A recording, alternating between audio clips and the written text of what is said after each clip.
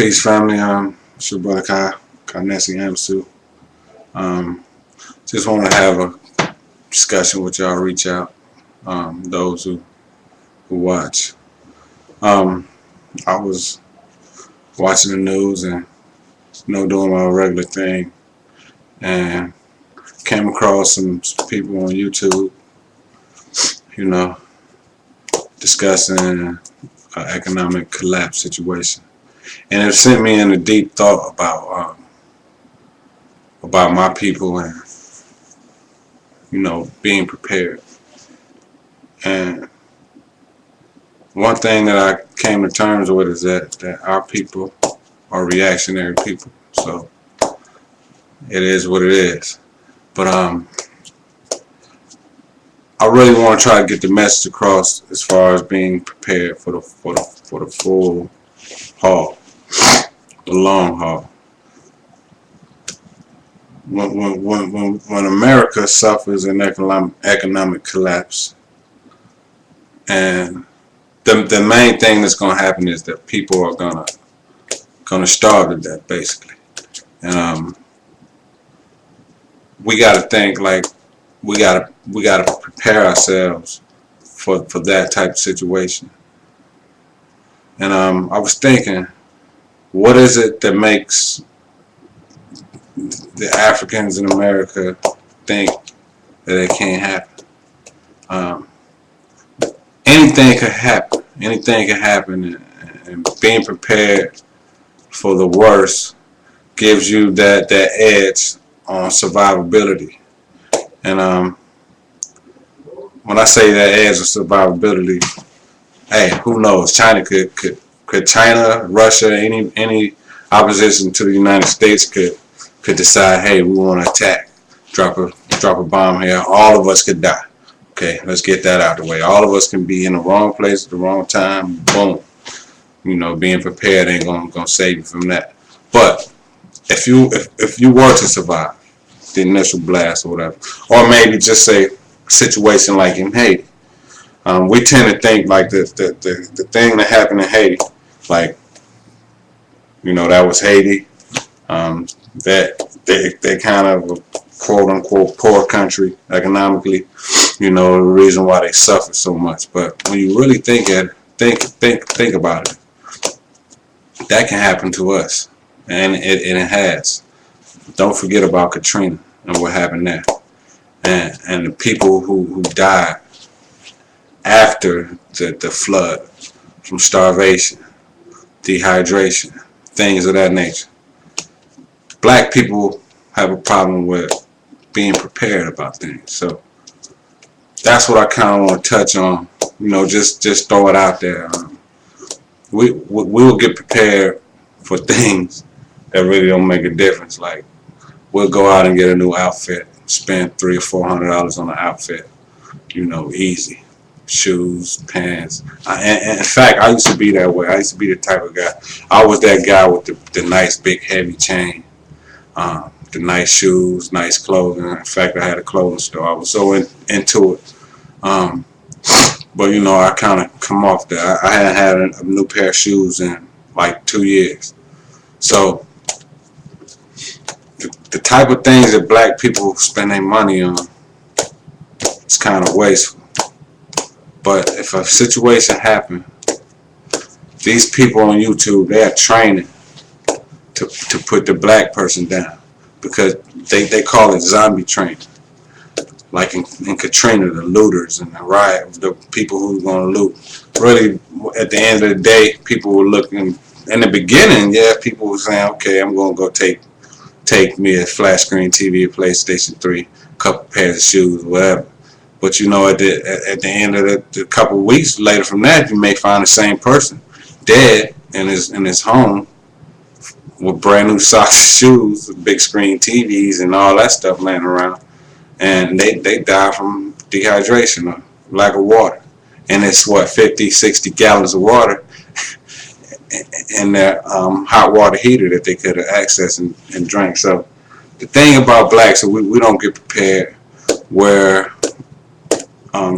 too needy. We're kind of dependent on the structure. If they closed down the Walmarts and grocery stores, black people would die. Just quick. They would die or be in a FEMA camp somewhere ready for the slaughter. So my thing is to try to bring awareness and preparedness to my people, as many people as I can.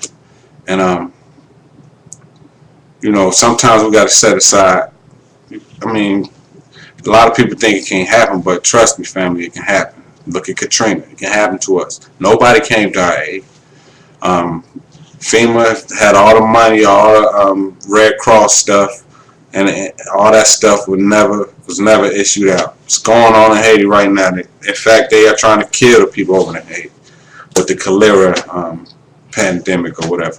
So we got to be clear about who's going to come to our aid when we're in a time of need. Nobody's going to come to our aid. We must prepare ourselves now. We need to prepare ourselves now. I was watching something where they talking about the price of ammunition is going up, and the price of weapons is going up, like guns and rifles and stuff. And you know something? I hear that a lot. They blame it on the Obama administration, but you know what? It's a possibility that's true, because I recently purchased a firearm, and it cost me $460 when I purchased a nice shotgun. Okay, that was a couple, maybe 2 months, 3 months ago.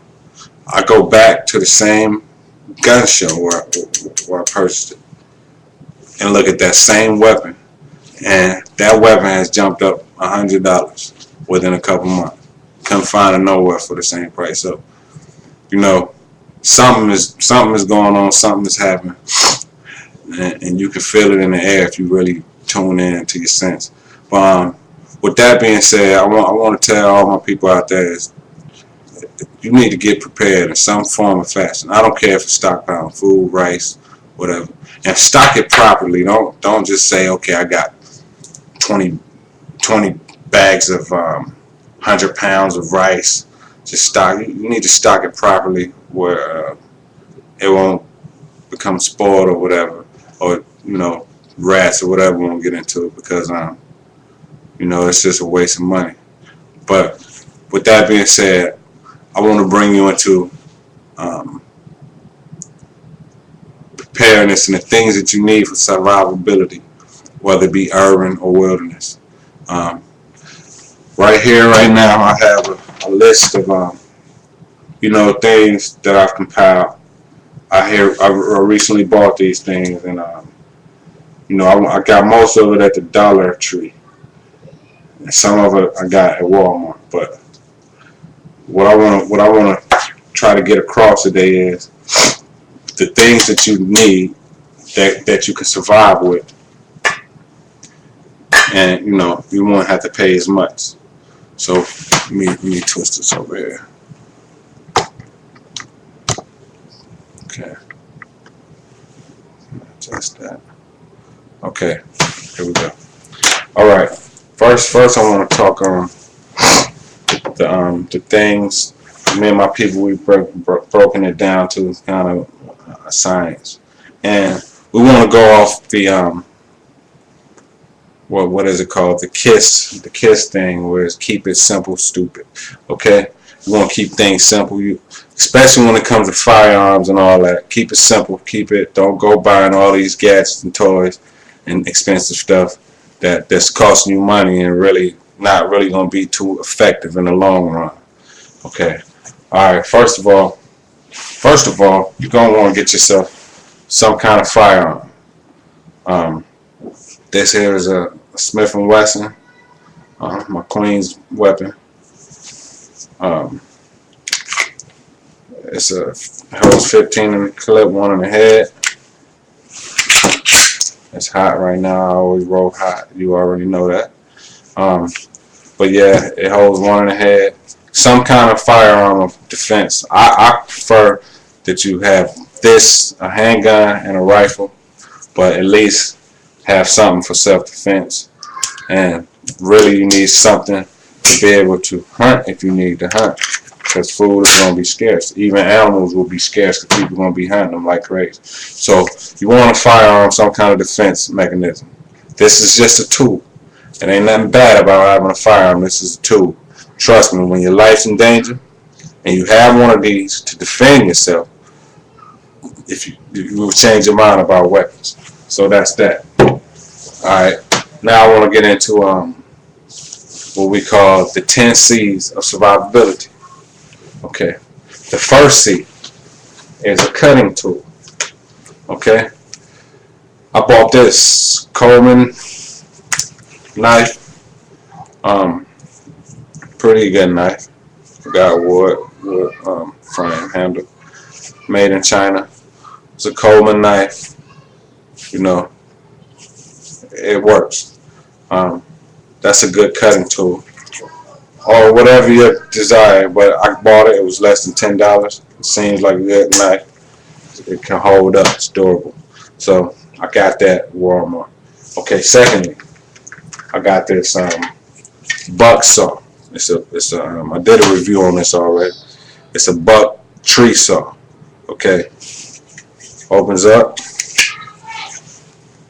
You can saw down trees with it, small trees. Anything about that wide, you can saw it down. You can get your teeth on it. You can saw it basically.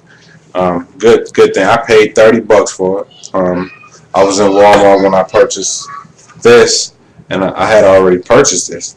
And while in Walmart purchasing this, I saw that they had a similar, Coleman had a similar tree saw similar to this one, you know, fold out or whatever. So maybe I'll get, me and my partner, maybe we'll invest in getting that saw and seeing how it works, so we can, you know, try to save you some money when doing our reviews. And right now this is a discounted pack with what I'm working on to demonstrate to you that you can also have a pack, and you know, it could be kind of cheap to obtain. So there you have that, a saw. I paid $30 for it. The one in Walmart is like $10 or less, and we're going to do a review on that one as soon as we get the money to get it. Okay, so that's something you need, because you're gonna need to sometimes cut down trees, and an axe or some things like that. You know, that'd be cool too if you can get a good cheap one. They also have them in Walmart for like $6 axes. Nice handle, nice metal handle. If you can get one with a wood handle, I would prefer that, but you know, get whatever you can afford. Okay, so next I come to an E-kit. This is an E-tool, an entrenchment device. Folds out to a shovel almost. And lock it in.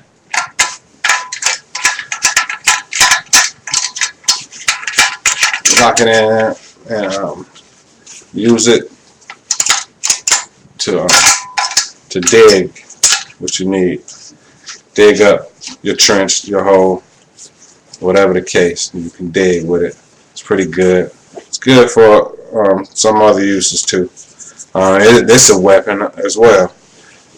You hit someone in the head with this piece, you may take their head off if you hit them right. If you have to, in self-defense, of course. So there you have, you got an E-tool, entrenchment device. Okay. And a file. I got this at Walmart. It's a 4-in-1 file. Heavy duty.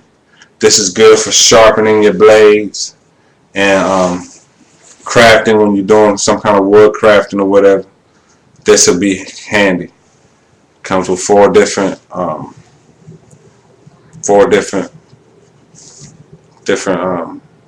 sides. So there you have that. Keep your blades. You might want to get a blade sharpener too, but this can sharpen your blade as well. Okay, so we're gonna move on now to combustion. This is the second C of survivability. Combustion. Combustion deals with fire. Okay, so it's gonna be a lot of stuff we covering on the fire. Matches. Okay, I bought a pack of 10 for $1 at the Dollar Tree. You know, they strike on